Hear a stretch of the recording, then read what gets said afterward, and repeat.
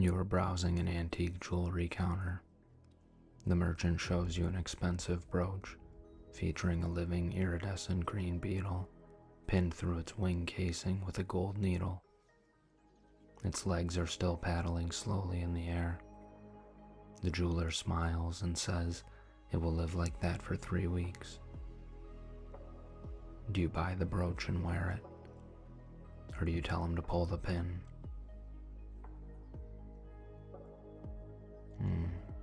Capillary dilation detected in the throat. You find ornamental cruelty uncomfortable to look at.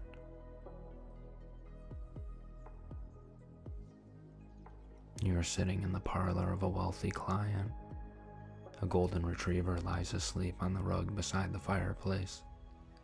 You reach down to stroke its ear, but the fur is cold and stiff, stuffed with hard sawdust.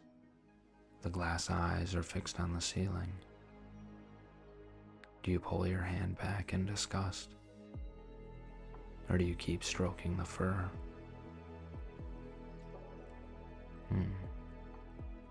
An involuntary revulsion to dead organic matter. You enter an unheated glass greenhouse in the middle of winter. On the workbench sits a small glass bowl, completely frozen solid. Inside the ice, a goldfish is trapped upside down, but in a small pocket of unfrozen water at the bottom, its gills are still opening and closing. Do you carry the bowl inside to warm it by the fire? Or do you leave it on the bench to freeze? A large garden spider has spun a web between the double panes of your bathroom window. It has snared a live honeybee, but the spider has lost 6 of its 8 legs and is too weak to reach the struggling insect. Both creatures are slowly dying 6 inches apart. Do you slide the window open and crush the bee to stop the buzzing? Or do you watch them starve? Baseline unchanged. An indifference to predatory balance. It's your birthday. A close friend gives you a high-end wallet crafted from raw, unblemished calfskin. While inspecting the interior stitching, you noticed a distinct birthmark preserved on the hide near the coin pocket. Do you put your cash inside and thank them? Or do you push the wallet back across the table?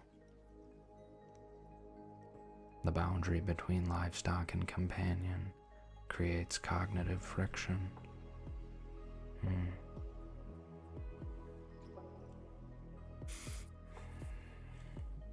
You are walking along an empty highway shoulder.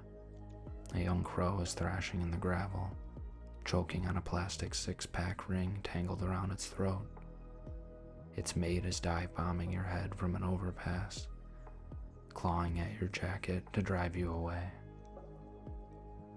Do you grab the bird through the talons to cut the plastic? Or do you keep walking down the road? A calculation of personal safety against non-human distress. A master sculptor presents you with a hyper-realistic wax bust of your late grandmother's face. An overhead halogen lamp is placed too close, and the wax across the left cheek and eyelid begins to soften, melting downward in thick, drooping folds. Do you reach up and switch off the lamp?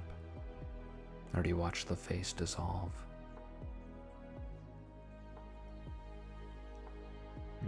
Laryngeal tremor detected. You look up into the low branch of an oak tree and spot a robin's nest. Inside are 3 warm blue eggs and 1 cold, polished steel ball bearing, ticking faintly among them. The mother bird is sitting on top, trying to warm cold metal with her breast feathers.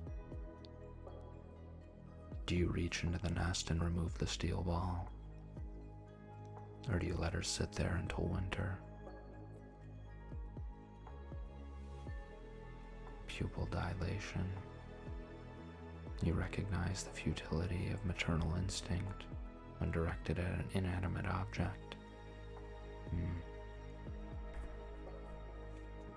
You are walking along a rocky beach during low tide. You find a hermit crab dragging itself across the pebbles. Instead of a shell, it has forced its soft abdomen into a jagged, broken piece of green bottle glass that slices into its flesh every time it crawls forward. A clean, empty seashell sits 2 feet away in the sand.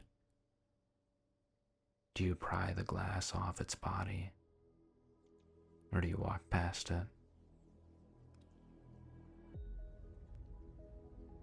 The interrogator reaches across the desk and angles a small circular mirror directly toward your face.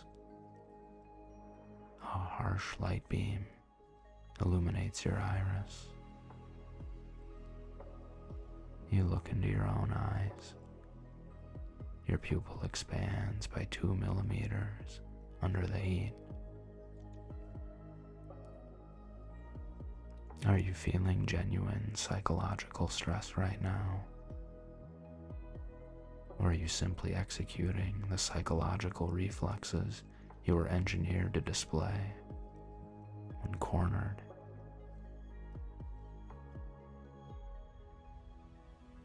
Which lie do you choose?